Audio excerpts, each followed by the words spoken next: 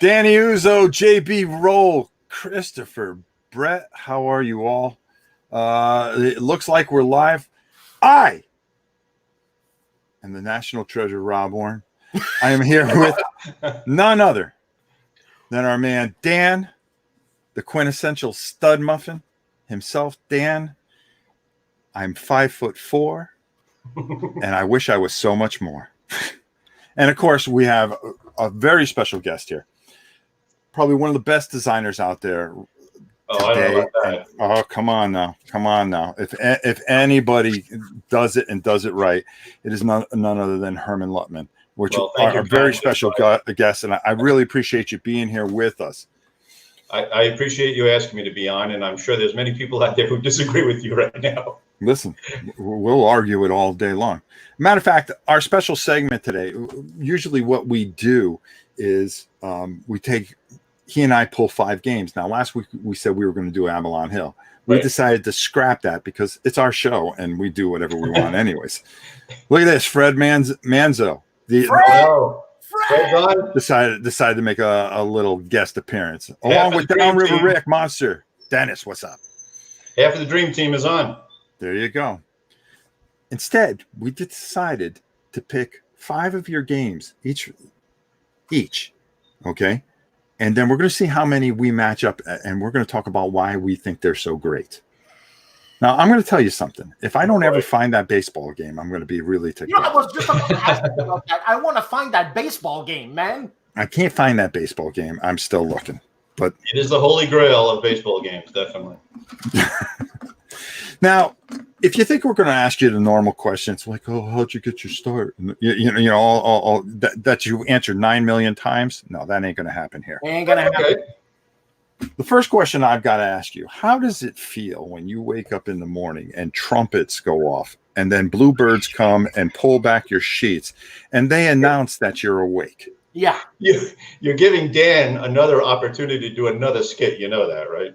Of course. This is wonderful. This is awesome. But I really want to know the question. I want the answer. I mean, let's face it. You've made a couple of my favorite games of all time. I mean, there's no doubt about it. Which I'll bet it's what? Dawn of the Zeds. I can't tell you. I'm waiting for you to go on, but go ahead. What's the other one? Well, I didn't play Dawn of the Zeds until after we had met a few times. And At All Costs is a game that I really enjoy. Right. And there were a couple other things that I had played. And then I found out I always wanted to play Dawn of the Zed, but I didn't know who made it. I'm not that type of guy that has to study who makes this, makes that. Right. And then I found out it was you. And I went, oh, God, I got to get this. So the 3rd edition came out. I got it all pimped up and everything like that. I played that game. What that thing is glorious.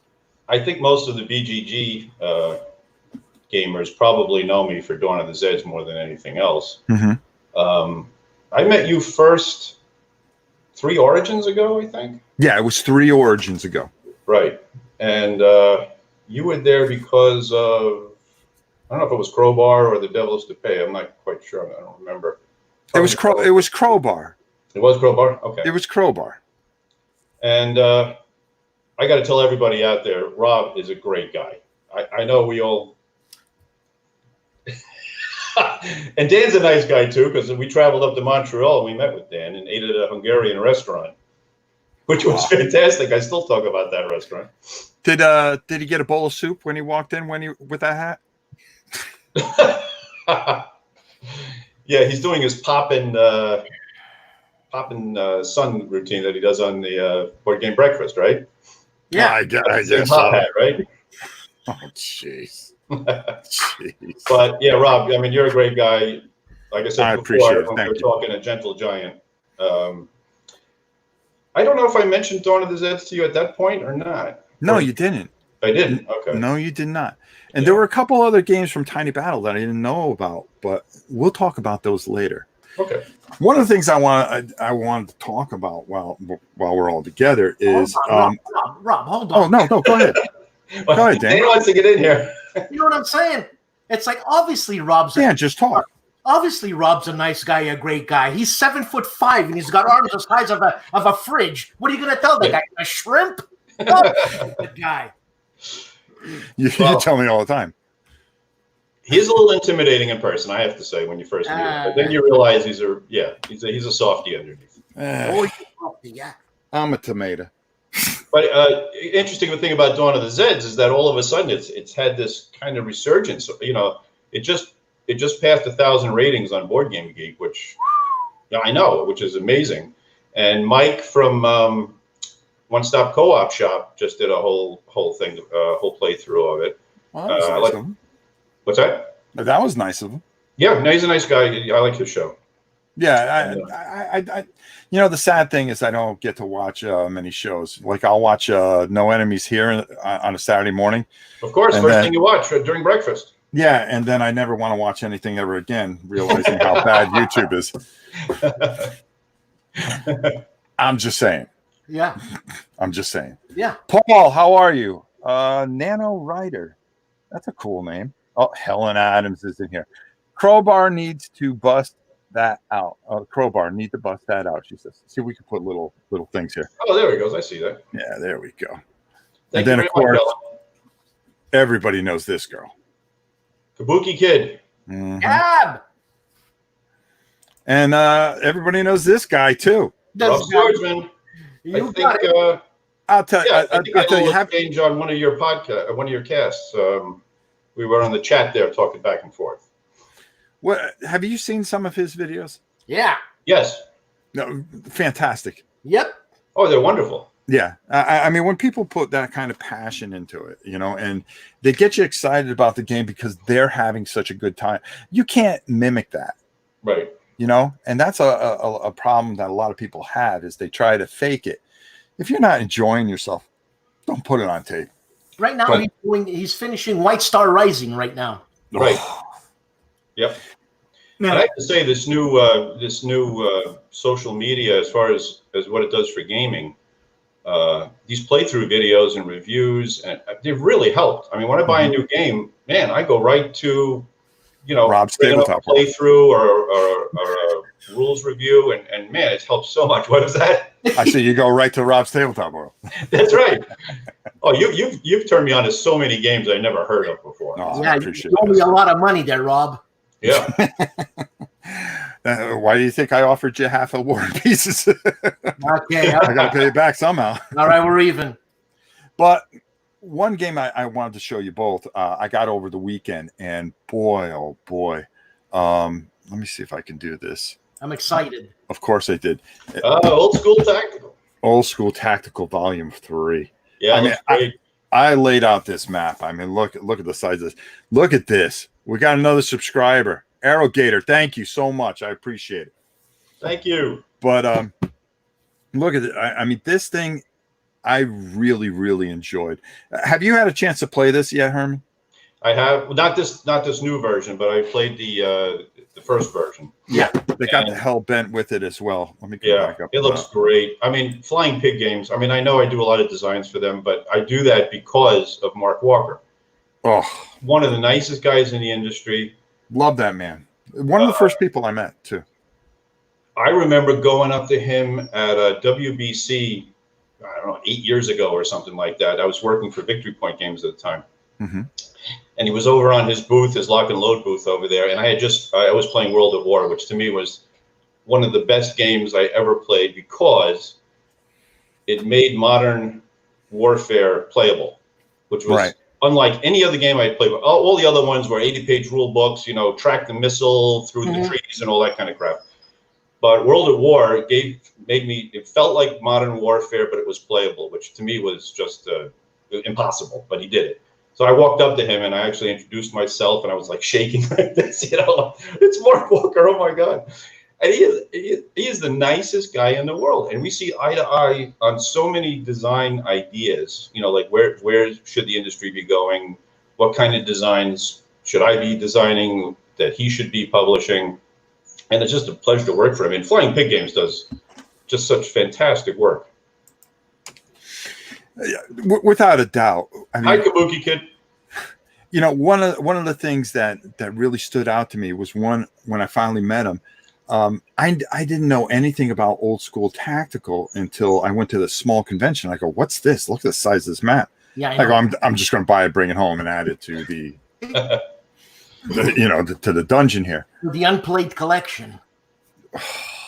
Boy, you are taking some shots today. Boy, oh boy.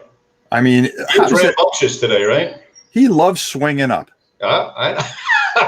He loves swinging up. I can't say anything. He's in Montreal. He can afford to, for Christ's sake. Oh my God, he's Have you two ever met? No, not in person. Not in person. I mean, yeah. No. We talked. I actually called him because I wanted to ask him something. I forgot what I wanted to ask him, but we became very good friends very quick, and it was my idea to do this and have him be part of it because I just felt that we had a really good chemistry together, and I felt we could really do something for the wargaming community that doesn't get done. Right. There's a snobbiness about it at times, with any gaming. Yeah. With any gaming, it's not just wargaming. Not just your games, Herman. Yeah, just your games. No, I totally agree with Rob. And Rob, I remember you doing an interview. I don't know if it was an interview, but I remember you saying once that the wargame community, a lot of the older guys don't invite new people in. And you were telling a story about a convention where a kid came over and wanted to play, and they were like, "Get out of here, kid! You can't do this." And you took them aside and played something with them. And I think that's a big problem for the older grognards, which, by the way, I was one years ago. And then when I went to Origins the first time 3 years ago, I saw that there's a greater gaming world out there that I was somewhat aware of, but not really invested in. And because we've played, for example, we played Robo Rally. I played Robo Rally for like 10 years. That is the go-to family game. We still have fun playing. Dan, have you ever played that? No. It is. I have never laughed so hard in my life than playing that game. But again, even wargamers have non-war games that they may not admit to playing, but are part of their circulation, maybe with their family or their wife or whatever. And diving deeper into that community was a big eye opener for me personally, because there are a lot of great designers in that world. Of course. A bunch of them, right? Yeah. And for me, it opened my eyes into how to design better, even how to design war games better, taking mechanics that are brilliant mechanics and then applying them to the war game community so that you can open up that whole landscape of doing conflict simulations a different way, a more playable way, more, And I remember you mentioned on Dawn to Normandy, Dan, before, right? And I was going to say to you, I admire David Thompson a lot, and what he did with Dawn to Normandy as a game designer, that game is harder to design well than Advanced Squad Leader, because those I know people are screaming right now, right? But as far as a game design, it's brilliant. Right? It does what you want it to do. It introduces people to the conflict simulation, a World War II historical conflict simulation, but makes it playable. And that's really hard to do. I've always been of it is much harder to write a 10-page rule book than it is a 100-page rule book. Absolutely. Right? Because if I'm a war gamer and I want to say, I want to do the ultimate tactical World War II simulation, all I have to do is add more modifiers and more tables. That's right. Right? I just have to add stuff. Well, what about if it's foggy outside and you got a rifleman who can't see very well? Okay, well, that's a -2 and this is a -3, and then we'll have another table for the bullet traveling through the woods, and right? You can just add stuff. You lost 1,000 people. Right. So that doesn't make a good designer just by adding stuff. It's actually subtracting stuff that makes a good designer. I learned that lesson when I was designing Invaders from Dimension X for Tiny Battle. I asked Mark, I said, how many counters can I use? And I wanted to use 176, which is, a full counter sheet. And he said, well, you only have room for 88. That's right. And I said, oh, okay. Well, that to me, that was my epiphany because it made me a better designer. I actually designed a better game because he told me I only had 88 counters to work with. Because I had to think outside the box, right? Mm-hmm. I had to come up with more clever ways to do things rather than just add another counter or add another table. So it's interesting. I'm trying to design more like that. The more clever than more volume. Right. And I think the hex and counter war gamers need to embrace that a little bit more. That's not saying, look, if you like playing La Bataille de Moskva, for 12 hours, you can go ahead. There's nothing wrong with that. No, but there's also nothing. But it becomes wrong when you judge other people who don't want to play that. Exactly. When they want to play Memoir 44. Somebody asked me that question this afternoon. I was showing this off and I opened it up and I said, listen, I'm not going to do like other unboxings because first of all, I never wanted to throw something at my screen more than watching some of these Xboxings when they open up the box and they go, well, look at this is a 1/4 inch sheet. Very interesting. Does anybody really give two shites about that? All they want to do is see the counters, put it aside, and tell me what's different about the game than the past game. And that's what I consider an unboxing. And somebody goes, well, you like this game, but what do you think about Memoir 44? It's a war game. It's a good war game. Yeah. By the way, I see Fred's asking about the mind. Yes. The reason he's asking about that is because when we were at PresCon, with our friend Harvey and Mark and his family, we played the mind for about 9 hours. You talk about a game design that's minimalist but still engrossing. That game, do you know about that game, Dan? I don't even know what you're talking about. It's a pretty neat game. It is a deck of cards numbered from 1 to 100. Okay. And everybody gets a card or 2 cards, depending on what round you are, and you have to put them down in numerical order, okay, sequentially, from low to high, but you can't see what everybody else has. Okay, and? It is a fascinating game because it's a great study in people's personalities, and can you read the other person, whether they have the lower card than you do? That's why Fred asked about that, because that thing, the guy who designed that's making $1 million off of it, and it's a deck of 100 cards. And it's called The Mind. The Mind, yeah. It's not a war game, but that's why Fred mentioned it, is because we played that a lot at PresCon. I'm going to check it out. Yep. It's a simple game that you're just using your gray matter.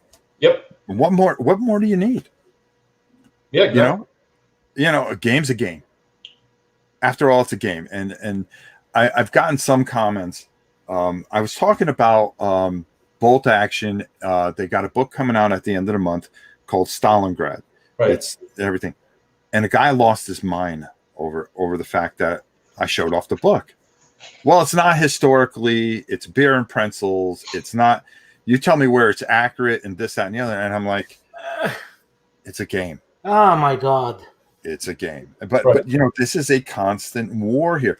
And this is why, War and Pieces exists for one thing, to bring all types of people to play whatever it is, but enjoy these games. These games are brilliant. Yeah. Some people have put some brilliant thought into some of these war games. They're historical. They teach. Yes. And they do a lot of different. Exactly. Exactly. But they do things. And one of the big mistakes that traditional grognards make, Dan, you know this is a fact, is that they consider if it's not a hex and counter war game, it's a Euro game. And I keep yelling at people, go, no. A Euro game is a subset of other games. So, for example, wargamers would love Descent, I think, or Cry Havoc, or Defenders of the Realm, right? Roots. Or Root, yes. Yeah, Roots. So, sorry, not Roots. Roots. There are conflict simulations that are not done as hex and counter historical war games that I contend wargamers would love. Yeah. Mm-hmm. I mean, I told you, I played Defenders of the Realm, and that game is so much fun, and it is conflict, and it's miniatures, and it's armies, and it's dice rolling, and it's everything a wargamer loves. But because it's not Hex Encounter, they won't even try it. And I think they're just cheating themselves. Absolutely. And you know what? They're doing it to themselves. Okay, you don't want to try it? I'll wait, Parlo. It doesn't matter. Go over there, and let's go have fun over here type thing. Herman, I wanted to ask you something. Yep. I forgot. Is it that Scotch? Now you know why I got him as a co-host. No, what did I want to ask you?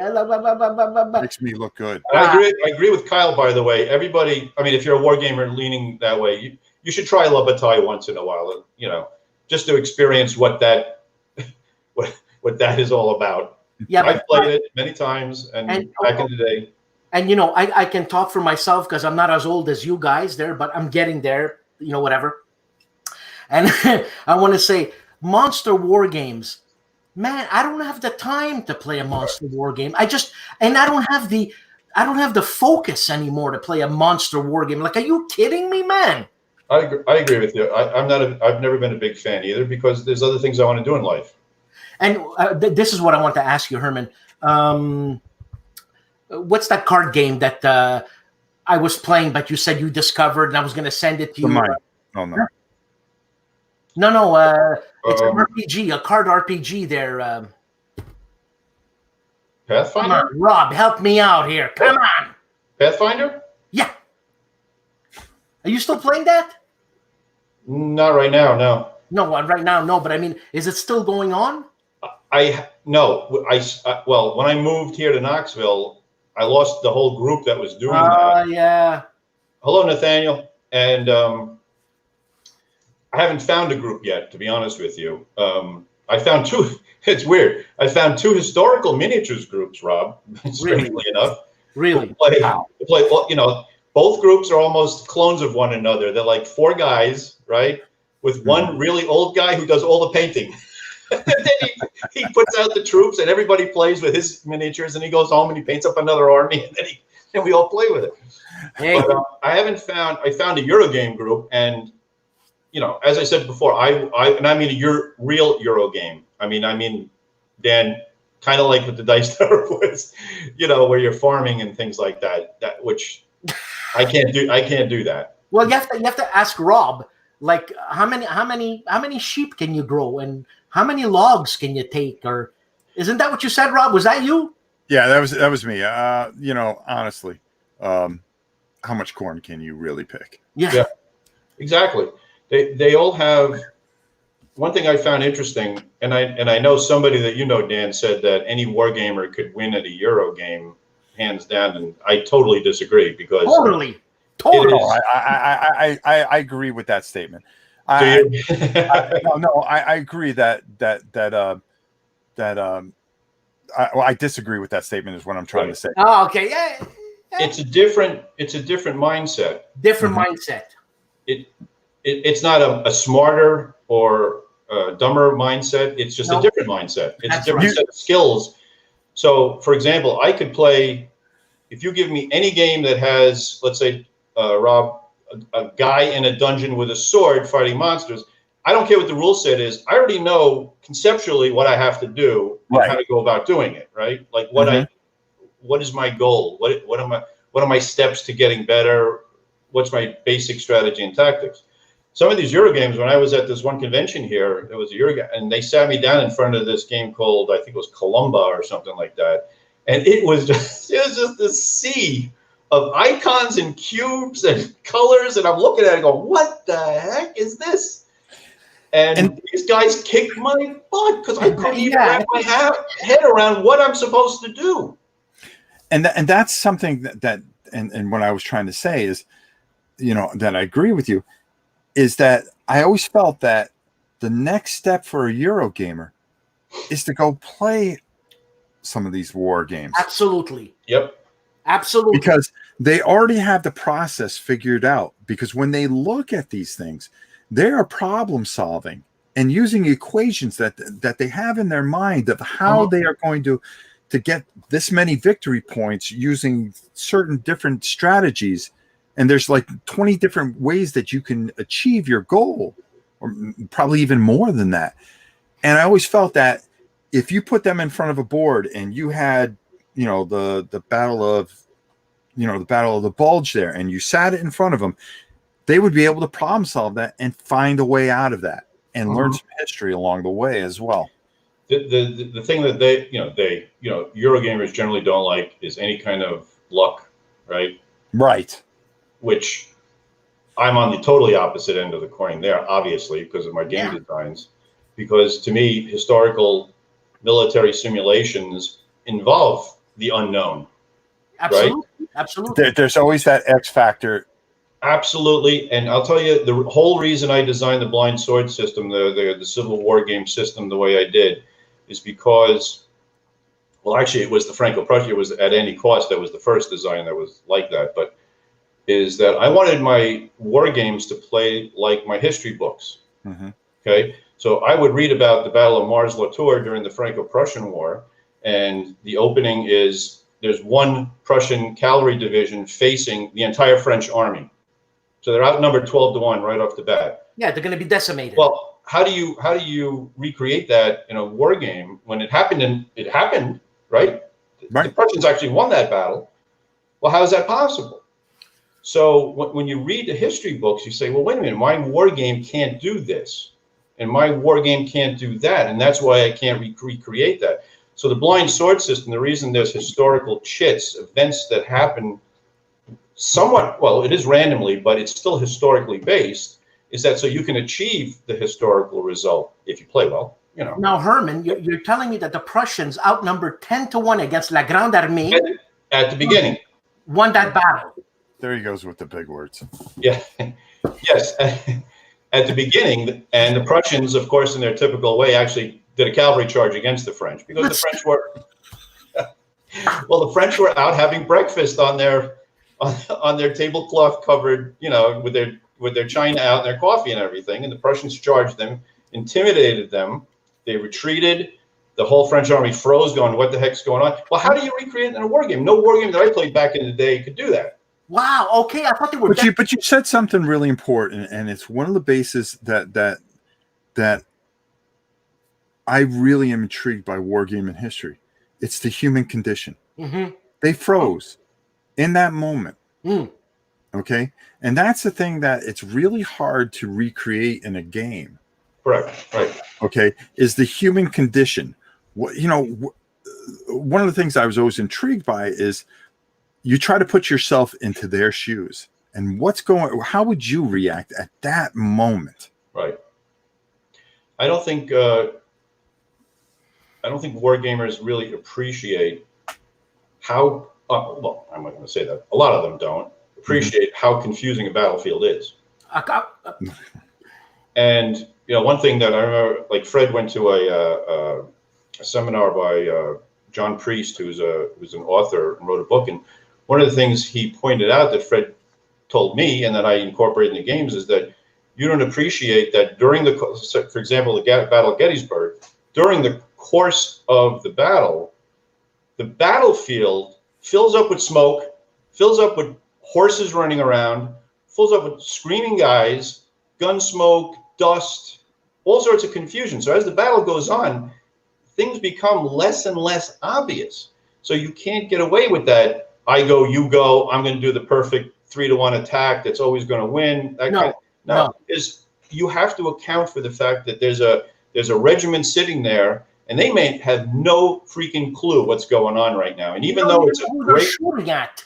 Right. It might be a great regiment that you as a war gamer say, well, that guy's going to go kick butt on it. They may, in actuality, be sitting there frozen, looking around. Maybe their colonel got shot down, so they're all standing around going, what do we do next? And that's the kind of thing you try to build into your game, so you get that extra layer of historical simulation. You can't say realism, really, because realism would be you running out with a gun and having people shoot at you, right? So, Rob, can I ask him a question? Yeah, you can ask him a question. Go ahead. Herman. Oh. Herman, you don't look in the wrong way. Go ahead. Herman, why the Civil War? Why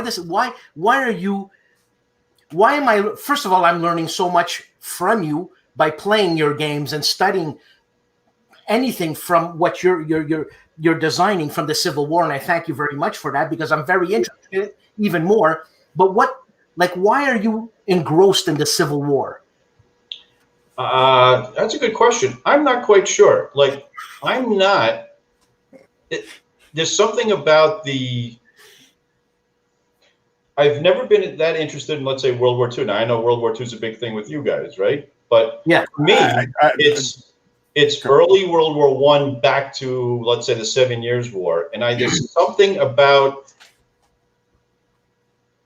warfare before the big modern weaponry came along, because it was more about the soldiers, right?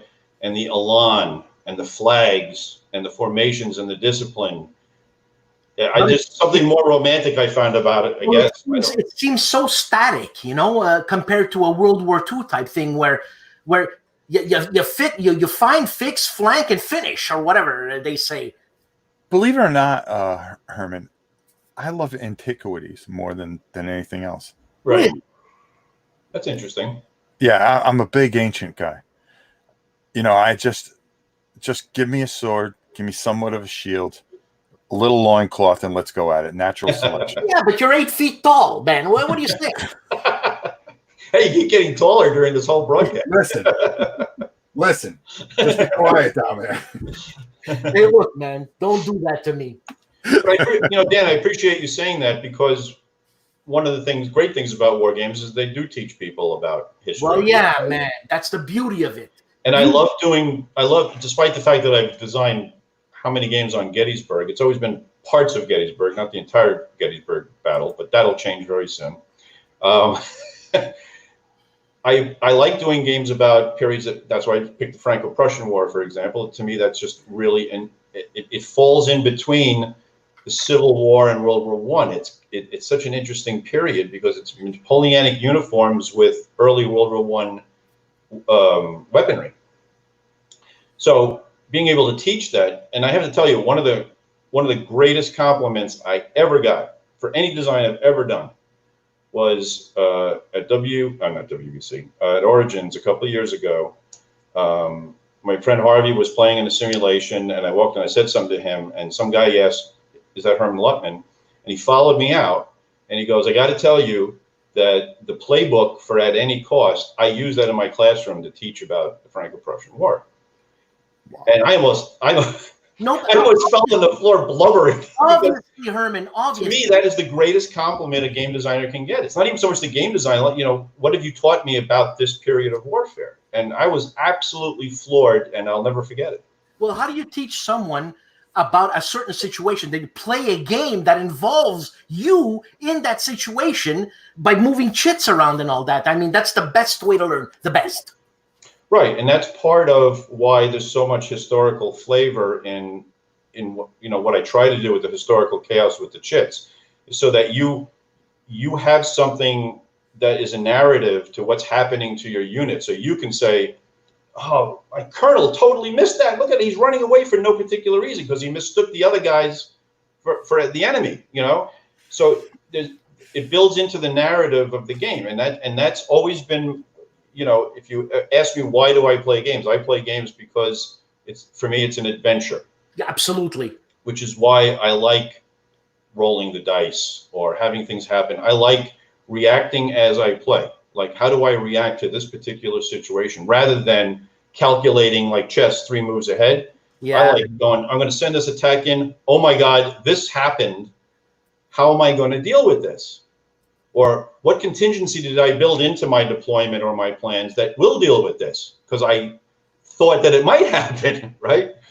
So to me, it's all about the story. Some of the greatest compliments I've gotten about Dawn of the Zeds is that people, when they write reviews, they don't relate the game mechanics to me. They just tell me a story about what happened to their hero as they were defending the bridge against 10-to-1 odds in zombies, and they held out. They just write it as if they're writing a novel to me. And that's why I love that. Right. That's what I want to read. So I'm going to talk more about that, but we'll okay. wait What did Fred say? SBO, I believe, the larger game. Oh, right. Yeah, you're right, Fred. And people agree with Fred. Downriver Rick agrees. Yeah. Why would a gamer play a game about war if the theme is not of his or her interest? Even historical themed games can be not about war. Okay. That's a good question. Why would a gamer play a game about war if the theme? Well, I mean, they wouldn't have to play a game about war. No, they don't have to. There's other historical games about trains and cities and God, there's so many things that have happened throughout history that don't even attribute to war. Yeah, Right. but he's asking, why would a gamer play a war game if he doesn't give a flying one about the interest of that war, of battle or whatever war? Then Like, he doesn't have to play it. Right. Yeah, you don't have to play it. No, that's the beauty about it. You could sit there and pick flowers. There's a game that you do something with butterflies. I forgot the name of it. I actually have it. Butterflies. Yeah, butterflies, and it makes me happy. I play it every once in a while. It's a game where you collect certain butterflies and you get a certain amount of points. So Rob, it's a game. You. It comes down to games. So Rob, you being the strong man of war games, likes to play butterfly games. I'm sorry, I can't hear you down there. What did you say? But well, you're right. I mean, can you yell up, please? That goes for any game, I think. Like, for example, there's some subject matters. I mean, let's say Wingspan. I love birds. I like listening to them. I like looking at them out my window. I don't want to play a game about it, and it's probably a great game, but I'm not interested in the theme, so I'm not going to play it. Okay, right. I have something to confess. Oh no! Oh jeez! Oh no! Well, Rob confessed about the butterflies, so now you have to confess. I like the morel game, the mushroom game.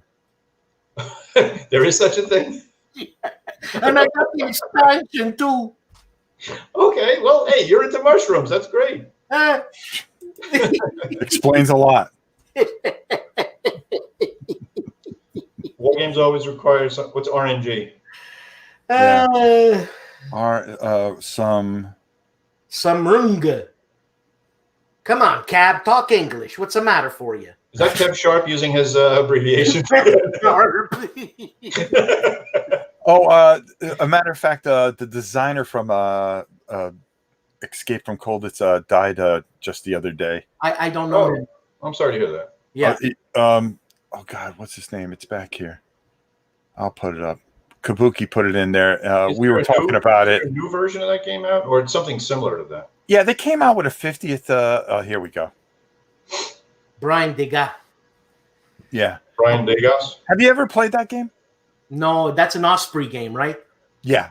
Yeah. Very good game. Wasn't it around in the 70s, Rob? Yeah. Yeah. Really? Yeah. And they came out about a year ago with the 50th anniversary edition of it. Right. It's a wonderful game. Wonderful game. I really enjoy it. There's so many great games out there. Absolutely. It's flooded. It's definitely flooded. Okay, where were we? I have a hard time finding time to play other games. I got to be honest with you. I do try to take a break. I got a Thunderstone Quest set up behind me. I was playing that solitaire just to. What is that? The old Thunderstone or the new one? The new one. The new one. What's wrong with the old one? Because I got the old one. I used to play it. There's nothing wrong with it. I had Thunderstone Advance. I had all 2,600 cards. And I just decided to upgrade it, and I sold it, and I just got the new one. That's all. Because everybody's playing the new one, so I got that. Okay. But I take a break. And this is something that I was kind of alluded to before, is that war game designers, and I know Mark Herrmann does this and a couple other guys, well, obviously Dave Thompson, is to play as many other games as you can, because it's amazing how many mechanics that you can find that can be applied to war games to make them better. Is solo mode a must for modern war games? When he says Spitfire, when you say modern war games, you're talking about new war games that come out, or or I think that's modern what they're battle. talking about. Yeah. Is it a must for me? Yes. I think you have to have it nowadays. It's really hard to get. I live out here with alligators and snakes, and I think we got a bear. He's been rummaging around, but there's not many people here. No. And Same with for me. me, my kids all grew up. The channel started. It was just me and the kids, but and I've told this a couple billion times. I'm to the point where I play things by myself. I look for things that I can play by myself or over the internet where somebody can watch in and pop their head in. And I enjoy it just as much as when I play with a group, believe it or not. Raymond, actually, I was the point I was making about that is that. Sorry. No, I just wanted to answer that before it disappeared. Is that's a mistake that people make, that wargamers make, is that they just think it's a hex encounter wargame or a Euro game. And Euro games are a subset of all the other games. There's area control games, there's deck building games, there's living card games. There are, what am I missing? Dudes on a Map games, which I love, dungeon crawl games. So a lot of wargamers say if it's not a hex encounter game, it's a Euro game, and it's not. No. A true Euro game are the kind that I was talking about before, where you're just kind of going around, you're trying to build a little engine and collect cubes to collect resources to build something else, and it's basically point salad type of stuff. And I don't think Dudes on a Map games. I mean, I have LCG games. I got Marvel Champions and stuff, which is a great game, and Warfighter, which is a great game, and yeah, I mean, there's tons of other types of games. It's just Euro games are a subset of all the other non-war games. Let's put it that way. Now, Herman, yes, is there a certain designer? I'm going to say, and I'm going to talk in general. Is there a certain Euro game designer that you gravitate towards to influence your games? There's not any one in particular. I think the designer of Defenders, is that Lanius or it's Richard Lanius? Right? Richard Lanius. Yeah. Have you met him? No. He's actually a very good friend of mine. And he seems to be a guy after my own heart, because he likes that impossible situation. Well, especially if you play it solitaire. Impossible situation. You're going to win 1 out of 10 times. And I love it. I mean, I love that kind of stuff. I actually like losing. I know that sounds stupid. No, and I understand. If I beat something right off the bat, I don't want to pick it up again. I go, right. And it's interesting because Dawn of the Zeds, I think the win rate in Dawn of the Zeds is like 1 in 20 or something like that. Yeah. But I think a solitaire game has to have that, because why would you play a solitaire game the second time if you beat it badly the first time? Mm-hmm. You got to. It's like a video game. You got to keep coming back to it, because you think, oh, if I do this differently, then this will happen, and I might have a better chance of winning. It's exactly my point. If I'm getting my butt kicked around, I keep on coming back to it. Mm-hmm. I found a print and play game that's impossible to win, and I played that more than I played some things that I actually win at. Yeah. And I make, and some games I win at, I put in rules. If they put, well, no, he comes back to life. No, my thing, permadeath is the greatest thing that I have ever be put in a game. That's brutal. Dead is dead. You don't find anything. You don't come back. You're dead. Go ahead. And then start it up and do it again. Yeah. Is it frustrating to go through that part again? Yeah, that's okay. But how much farther can you get? Can you get a little bit farther? Okay. Dan, the other designer who influenced me a lot is Scott Alms, the guy who did the Tiny Epic stuff. Okay.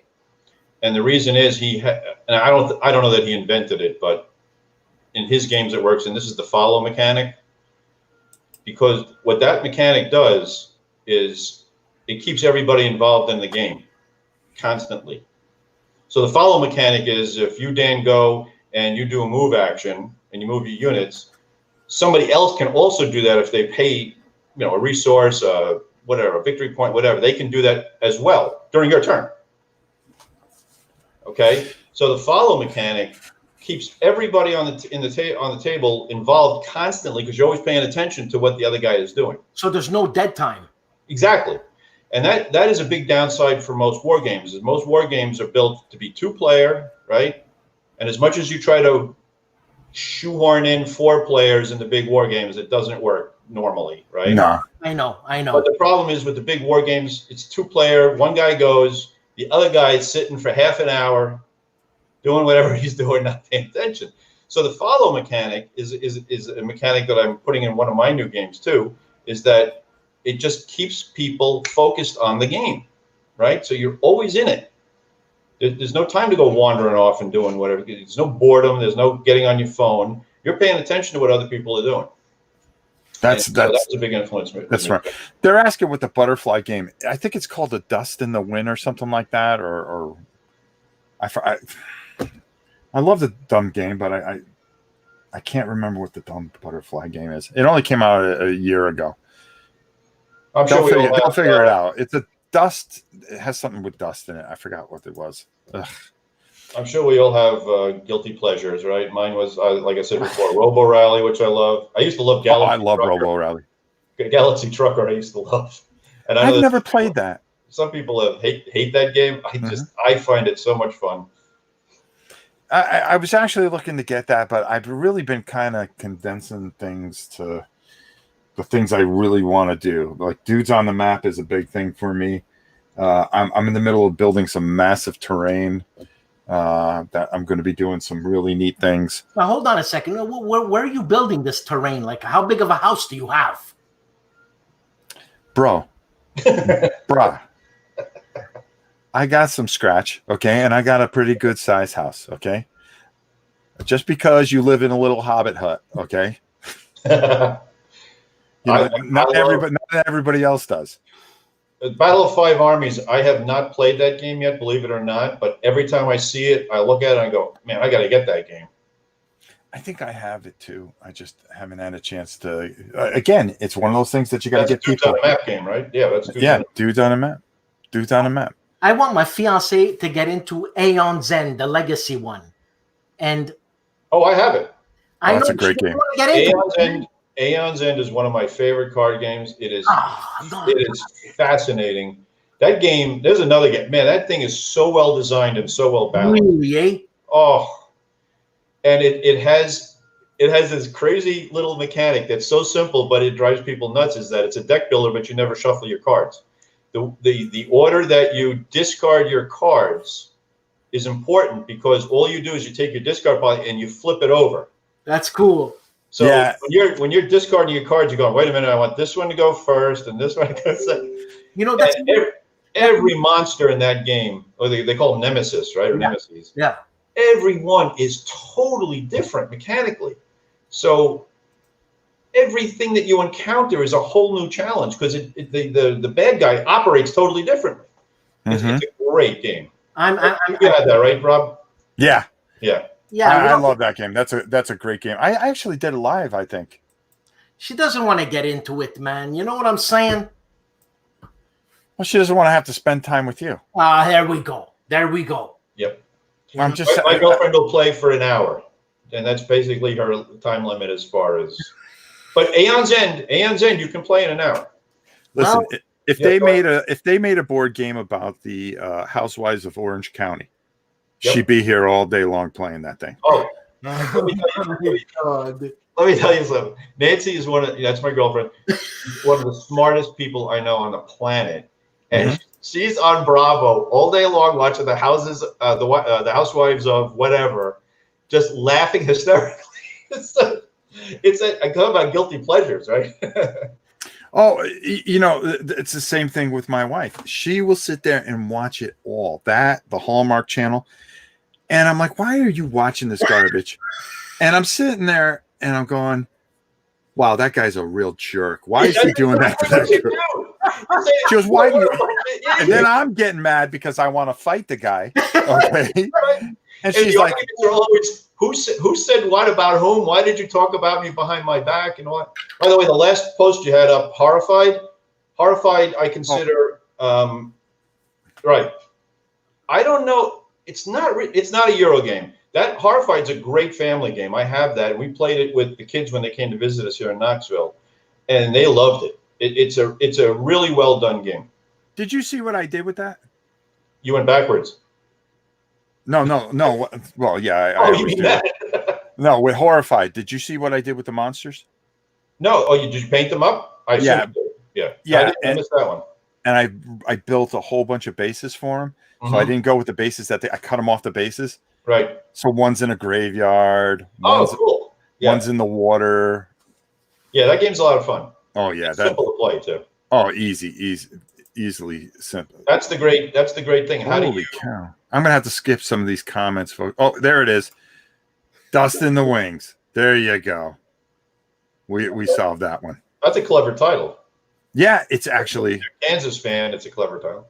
Yeah, Dustin. That's right. And yes, Nathaniel there. Oui, j'habite pas à Montréal, j'habite à les suburbs. Yes. Yeah, Montreal is a beautiful city. We had a lot of fun there when we were there. All right, let me see. Yeah, Rob, you should come and visit once in a while. Huh?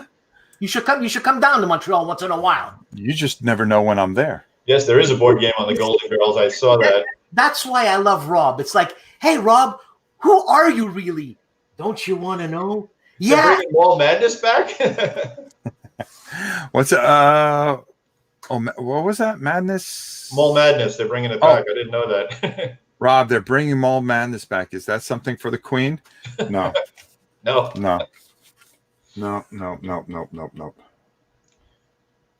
Okay, Rob. There we go. All right, so here we go. There, it's about time. By the way, thank you for the compliment on in magnificent style. Somebody mentioned that afterwards. Now, does that make our list? That's what I wonder. So, listen, some of these things were strategically put that I could not bring down, or else I would be crawling here all day. So, I am going to hold on before you start running that gob of yours. Okay. I wrote mine out. You usually go each and every time. I'm going to name something, and then if it matches, you pull it up. Go ahead. And then we're going to get your. Are you guys just doing Avalon Hill games? No. We're doing your games. What's the matter? Oh, my games. Oh, Yeah, this is in homage of having you on the show, bro. Oh, well, thank you kindly. Now, we're going to each give our opinion on it, and then we would like you to add in on it as well. Oh no, you're not going to make me comment on my own games, are you? Oh, sure I am. Nobody else will. You didn't tell me this was going to be torture. Yeah, it is. You wanted to come on? We're going to put you through the ringer. All right, so Dan. Hey, Lord Javi. Top 5 Herrmann Luttmann games. All right. In no particular order. Key. Attack of the 50-Foot Colossus. Oh, we matched. Wow. See, it's always better when I go. See, this game is brilliant. It's a homage to so many different things. And it's so smart. And there's so much in that little bag. I mean, it's brilliant. And the thing I want to know is, where did you come up with this in that sick mind of yours? Okay. And how did this come about? Because I tell you something, that series there, those 3 games between the Vermin, you did 2 of them, and then Fred did 1. Fred did Vermin, I did Invaders and Colossi, yes. Yeah. Tremendous series. Series. You'll also be happy to know we may have a 4th one coming out in this. Yay! You heard it here, folks. You heard it here. The idea for that series, well, all right. Invaders from Dimension X was actually designed on a dare by our good friend Jeff McAleer over at the Gaming Gang. Because back when we were hanging out at Consum World Expo, he challenged me to design a game that was totally random. Because I was into the whole chaos thing and the chits and all that. So Invaders from Dimension X was an answer to that challenge. The great thing about doing it with Tiny Battle is Tiny Battle lets you take chances with experimental designs. So you can just, I got this crazy idea, let me throw it out there. So the whole premise was that the reason it was totally random is because the aliens are from a different dimension. Their idea of logic is different than ours, so we can't understand it. So once that became a hit, then Fred and I said, well, the challenge for the series would be to make every alien totally different and not just a clone of the previous one. So then we came up with the idea. I think it was Mary Russell who said something about the movie Them, which was the big ants. Mm-hmm. That's how space. One of my favorite movies of all time. Right. So that's how the idea for the whole space vermin thing came out. We just had to come up with different mechanics for that. So Fred and I did different parts of it. I came up with the trail, the scent trail, because the ants would follow their scent, and follow a certain pattern. And he came up with all the other crazy stuff. Then Colossi came up with like, all right, well, what can we do now? We got all these hive type of ideas. How about instead of having a whole bunch of monsters, we just have a couple of huge monsters, right? Kind of like an ogre type of thing. Mm-hmm. And then we were thinking about old movies, and Attack of the 50-Foot Woman, or whatever the name of that movie was, came to mind. No, it was Attack of the 50-Foot Woman. Colossus. Which I'm going to be honest with you, I had a crush on that girl. Well, I mean, look, she's your size. I mean, she was cute. She's your size. And her husband was such a fool. As a teenager, how could you not? And Herrmann, yeah. Why the 1950s cachet? Like, why that? We just thought it would be fun. And it is. That's why I think it's genius. Well, thank you. But yeah, we just thought it would be a lot of fun to do it that way. Tim Allen does great science fiction art, especially when you give him a theme like that. Say, hey, Tim, make this look like a Pulp Fiction poster type of thing. And he nailed it. He nailed every one of them. Love it. So, so the fourth one, which we just discussed, and Mark Walker keeps emailing me almost every day. Where is this? See, Mark's a great guy to work for, but when you give him an idea and he really likes the idea, he says, "Can you have it next week?" So ever since we mentioned this idea, it's called Planet of the Mossmen, and yes, so this is going to be a jungle type of alien race. Kind of like what was that pod movie? With the pods. Invasion of the Body Snatchers. Correct. So it'll be that kind of thing. Day of the Triffids kind of thing. That kind of stuff. So there will be a fourth eventually. We're not sure exactly when. Too cool. I have so many things I'm working on. It's just I'm trying to get Fred to lead the way on this one. All right, you ready for number 2 here? Yep. All right, I'm going to put out the obvious. Am I taking too long with these answers? No, you're fine. We got all the time in the world. There's no time frame. Dawn of the Zed, of course. Okay, and I'm going to tell you why. All right, there are very few games that remind me of the George Romero. That's 2 in a row. Wow, 2 in a row. Wow, and Dan's got the second edition, which I really like. When I play that, I feel like it's the George Romero. Yeah. And it tells this unbelievable story. The mechanics are fantastic. There's always this, you feel this tension while you're playing this unbelievable experience. The anxiety. Yeah. And you're like, okay, I'll get everybody over here. And then you knock a few things back and you go, okay, I got that under control. Yeah. And then all of a sudden, it's like you're there and you're putting the cards on top of the deck and you turn it over and you go, and then it just comes from the other end. Yeah, Dan nailed the word I always use for that game is it's good anxiety. Oh, my God. You know how many times I threw up playing that game? I mean, just tremendous, just tremendous. It's interesting that the idea for that game is, the States of Siege system it was designed a long time ago with Israeli independence, and it's a great series. I mean, it's brilliant. Again, another one of those brilliantly simple games that were designed. I was playing Zulus on the Ramparts. Yeah, love that game. Okay, so I'm playing Zulus on the Ramparts. Because I was a VPG customer before I even thought about designing for them. I just liked what they were doing, right? And I was playing Zulus and Ramparts, and it just was one of those, bing, like, why couldn't this be zombies attacking this stronghold? Wow. So that's where it came from, huh? Yep, it came from Zulus and Ramparts. Nice. And I actually wrote to Alan Emmerich at the time, who I have to give all the credit that he got me started in game design. He's the one who gave me the confidence to do it. Yes. What a tremendous guy. Yeah. Yeah. I said, Alan, I got this idea that popped into my head, but I'm sure somebody's already thought of this. But what about zombies? And he goes, nobody's ever thought of that. So I was like, you're joking me. Nobody's thought of doing zombies for this. And then I just did it. And I wasn't a particular, I was the average zombie fan. I liked the movies as much as anybody else did, but I wasn't like a, crazy zombie fan. Right. But it just made sense to me at the time. And, everything else is history after that. So I just started digging through all the old zombie movies, looking for all the tropes.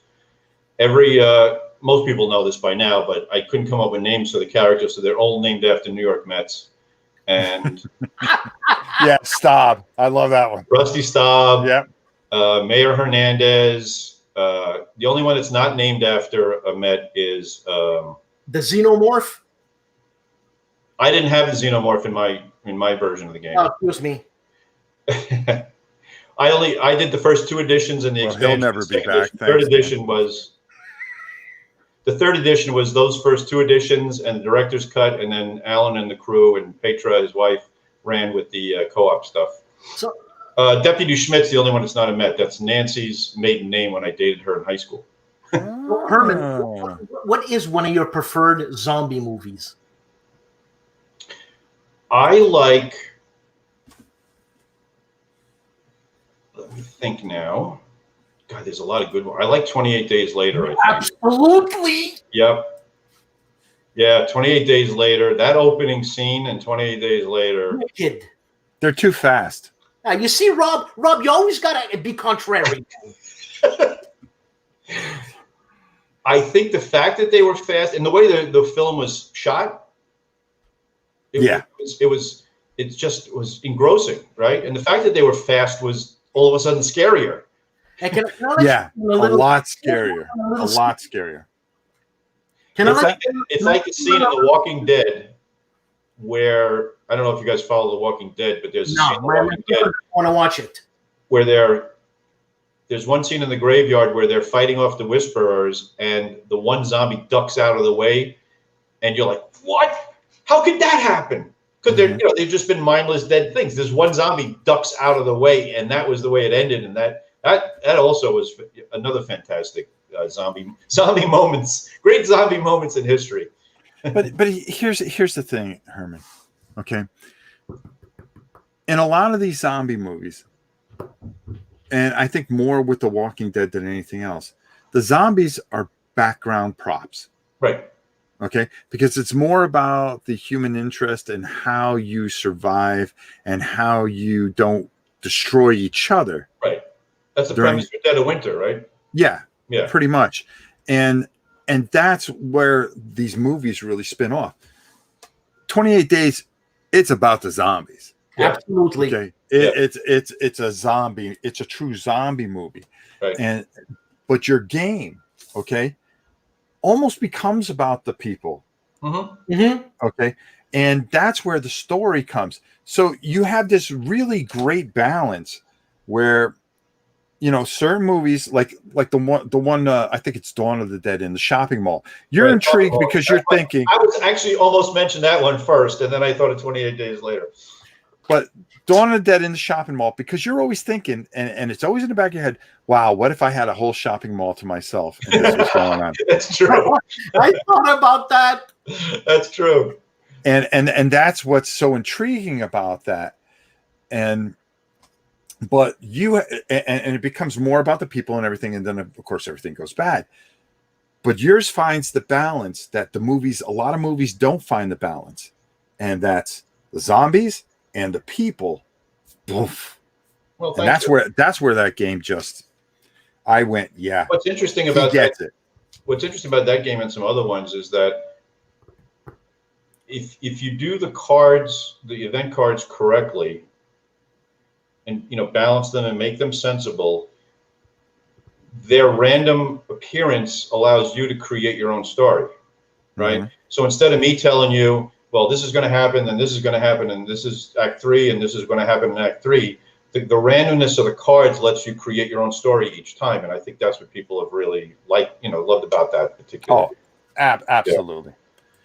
So I'm going to answer this for Kabuki. I would like to find 1953 War of the Worlds movie once in a while, for instance, or first of all, Rod Taylor was all man. Yeah. Rod Taylor in Time Machine is the man. And at the end of that movie, what 3 books would you take? Which I always found an intriguing thing. You're going to rebuild humanity. What 3 books would you take? And that's too deep a question for me. Yeah, and the line, well, I guess he has all the time in the world. I just love that movie. Love that. That's a good version of it. Yes. But if you want to talk about a 1950s sci-fi movie, and I'll let everybody talk about it, the Day the Earth Stood Still was probably one of the greatest movies ever made. Yep. That's all I'm going to say. Okay. All right, we're going to put that to bed now. All right, number 3.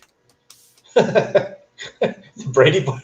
Yeah, we do look like the Brady Bunch. You're right. Hey, that's the way we do it, bruh.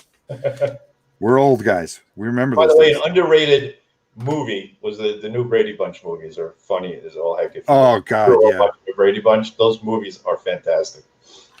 You know, I'm going to be honest with you, Dan. It does look like the Brady Bunch thing, and you really look like Peter. After a very rough 30 days next to the refrigerator. My next pick is one of your recent, we've talked about this, I've raved about this, and I believe this is a game that crosses the line, and it was very much needed. You and David Thompson are doing things for the wargaming hobby that not many people are doing, and you're crossing and you're blurring the lines, and that's Crowbar. Crowbar is 3 for 3. Crowbar is an unbelievable experience, and when you first broke that out, and I was looking at the booth, and you said, I want something that anybody can play. And I wanted this press your luck, mechanism and things like that. And the way this it's another one. It's a lot like Dawn of the Dead because it tells stories. It tells a story, and you go, oh man, I was pushing, and then everything went wrong. Right. And just a phenomenal. Underrated game, and I think if you don't have this game, shame on you. You should go find it and go purchase it right now. Go to flyingpig.com, go to miniaturemarket.com, and get yourself a copy. You will not be disappointed.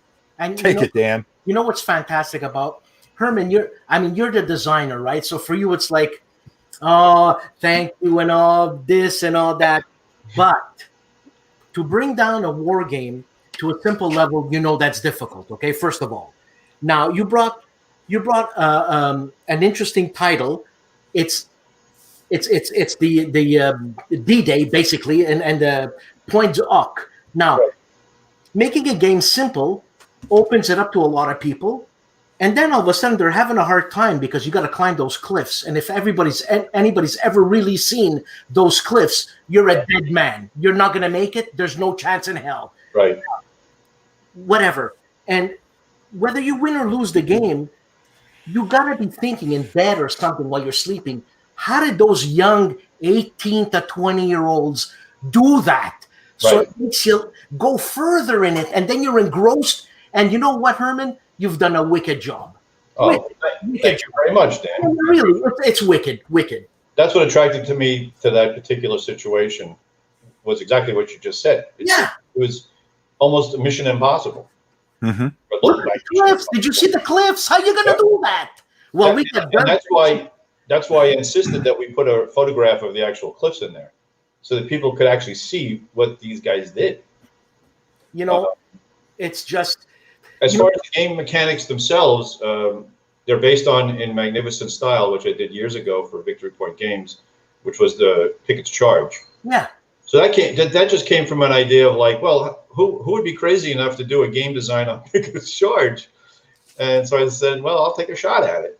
And the whole reason you use the push your luck mechanic is that I wanted to make the game go fast enough without recreating all the incoming fire individually. Oh my God. Right.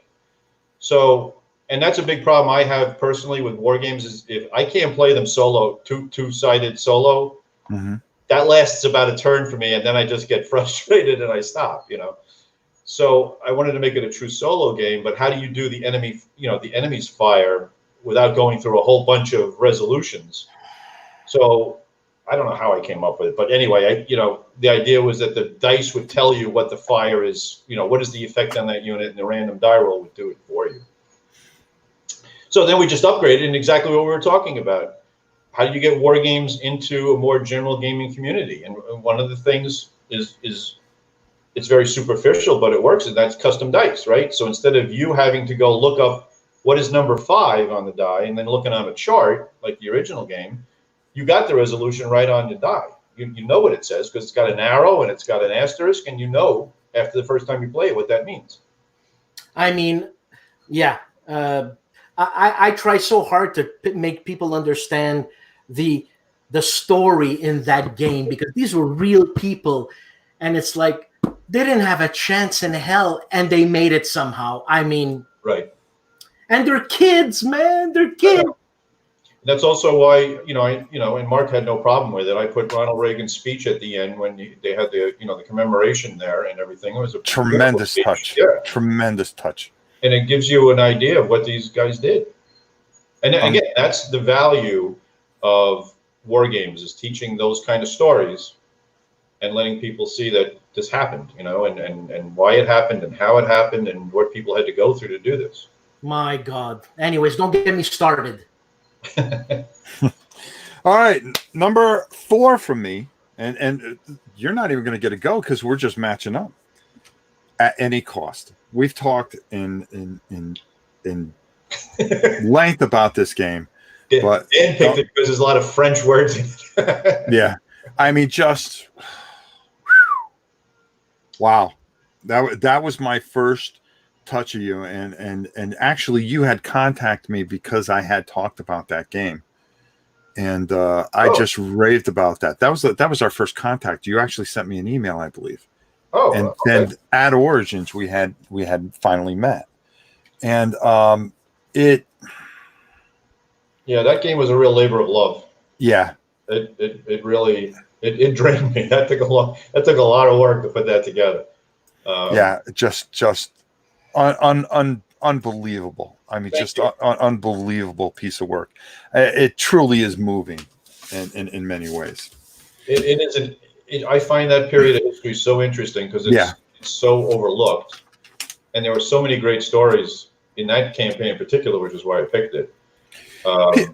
It's overlooked. I think it's overlooked. Yeah. There's this impression, and I guess that's part of why I did the game, is that there's this impression that it's a boring war because the Prussians just rolled over the French and it was over in X amount of time and blah, blah, blah. It was one-sided. No, it wasn't one-sided. The Prussians took horrendous casualties. Horrendous. And the French did some fine fighting. Yes, they were let down by a lot of their commanders, but there were also some good commanders there. They misused the mitrailleuse. They treated it as a piece of artillery because it was on wheels. So, looking back, that was a ridiculous decision. But in light of the times, right? Well, here's a thing that's going to shoot at the enemy and it's on wheels. We'll put it with the artillery where all the other wheeled stuff is. And so, you can't blame them for that, really. But again, it's just a fascinating period of history. And I think people have a misconception about how tough those battles really were. Exactly. So all right. My number 5, okay, is The Devil to Pay. And the reason I have that at number, there we go. Okay, so we went 4 out of 5 this week. So it'll be your turn in a minute. Let me just finish up on this. How did you fit that much game in such a small box? There is a lot of game there. It's smart. It's clean. It's fun. It's beautiful on top of it. I mean, There's so much in there. I would love to just take that hat off and find out what goes through that little those gears inside that little mind. I have to give shout outs to my the playtest team, the development team. That's Claude Whalen and Steve Pointinger, and Fred, of course. But Steve and Claude. Claude's the designer of Kernstown that Revolution did. That's also a Blind Swords game. He designed that game, and Steve's been at the Origins a couple of times. But those guys, man, they play test the living crap out of that game. I can't tell you, and I'm sure every designer who's listening to this will agree with me. If you've got guys like that will play test your game to death, that's why it comes out clean. Absolutely. Yeah. And I don't care what anybody tells you. If they design a game and just throw it out there based on what they think the game is, it's not going to happen. You're going to find stuff that you never thought of going wrong. And I got to give all a shout out to Claude and Steve for that. And it is just a reworking of the Blind Sword system. It's a simplification of it to a certain degree. And I know Marco doesn't think so. Marco doesn't think it's a simplification, but it actually is. And we changed the scale because the problem with the Blind Sword system as it is now with Revolution games, it's regimental, and you can only get so big at regimental scale. I'm not a monster game designer or a player, so I didn't want this thing to be, to do a big game, 3 maps, 1,000 count. I don't want to do that. So we changed the scale for the Devils to Pay, so it keeps the heart of the Blind Sword system, but it's just faster to play because it's a little more compact. And we streamlined a lot of things. But I might as well tell you now that for those who don't know, we are right now working on, with Flying Pig Games and Mark Walker, we're working on a 3 days of Gettysburg game. Oh. using the Devils to Pay as the main system. But to help things along, I've designed, instead of chit pulling, we're actually going to use card flipping. And which is a little faster than chip pulling, and all the tables that you need to resolve a command are on the card. You don't have to go to a table and look it up. You just flip the card, you look at it, and you roll the die against your table on the card. So all the events are explained on the card. You don't have to go look at the chart. So we're going to do that. It's going to have Flying Pig. It's going to have 2 hard-mounted boards. Rick Barber's artwork, much larger, and 1-inch counters, which Flying Pig does so well. So. Oh God! And is it a solo game? It's gonna be a 2-player game. You could play some of it solo, and if you're not into playing the entire 3 days of Gettysburg, we're gonna have like 10 scenarios that you just use 1 map. Okay, cool. Yeah. So that's going to be around soon. that's one thing on my table, and then the big GMT games on my table as well. But thank you for Devils. Yeah, Devils to Pay was a lot of fun to work on, and I've never been a designer. I try not to use the same. I try not to rest my laurels on a particular system and just churn out game after game with the same exact system and just broke butter. I try to massage it, manipulate it, and change it up a little bit, and that's what the Devils to Pay really was. All right. Oh, you're welcome. Dan, what is the one that we missed? Well, I just want you to see something here. There. Oh. It says, "You rock, dude." That's right. And it's on. What is it on? Oh, Invaders from Dimension X. Dimension X. Yeah, I mean, it's a tough call. I love the theme. I love the smell of it. I love the Rob. Did I show you that? I love the signature. I know my daughter loves my signature too. Listen. Let's get one thing straight. He signed it to get you out of there, not to have you stay. He signed it to get you out of there. It's just all right, kid. All right, kid. Invaders. We were just watching a movie called Enemy with Jake Gyllenhaal. Yeah. There's a quote at the beginning of the movie that actually perfectly describes Invaders, and it says, "Chaos is order yet to be deciphered." Well, okay. That says it in a nutshell. Right? Pretty much. Yeah. I mean, it doesn't get any smarter than that. That's for doggone sure. Yeah, but that game was a lot of fun. I tell you, Fred and I, we talk about it all the time. Yeah, we're gonna have to get Fred on here. Yeah, we have so much fun designing the sci-fi games and the zombie games because we just laugh the whole time. Because the great thing as a designer, and all you war game designers out there who haven't tried it, you should really try designing a fantasy or a sci-fi game because it's so liberating. It really is. You don't have to worry about, if you got the right model tank in there on your counters or the right uniforms, or right, lapels on your, Napoleonic figures, whatever. But when you can create your own universe and say, I'm just going to create a science fiction universe. Well, it's your own truth, right? It is whatever you say it is. It just has to be, and Fred and I try to do this. It has to be internally, logically consistent, right? So when you create your little sci-fi world, you just make sure that it makes sense across the board in your world. But other than that, you can go crazy. We love designing the monsters and the crazy events and all that. It's just so much fun. We just laugh the whole time we do these things. Fantastic. I mean, just fantastic, and you're a fantastic guy. And is a dude. That is correct. Yeah, but we're both of us are very, very proud to call you our friend on top of everything, and we're totally honored to be our very first guest here on War and Pieces. I am honored to be on here with you guys. You're both fantastic guys. You do wonderful work for the hobby, and I'm also proud to call you guys friends. Thank you so much.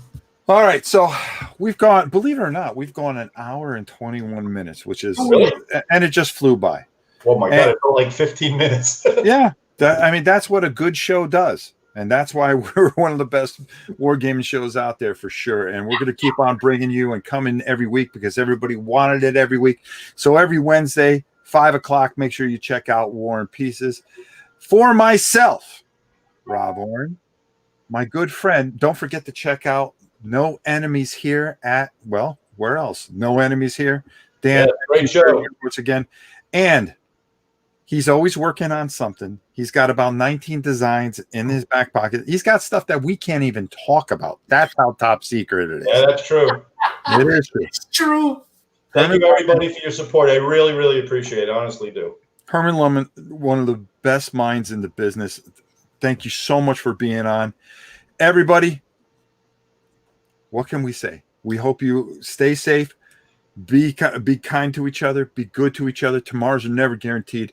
And until next time, we'll see you again soon on War and Pieces. Good night, everybody. Thank you. Stay safe.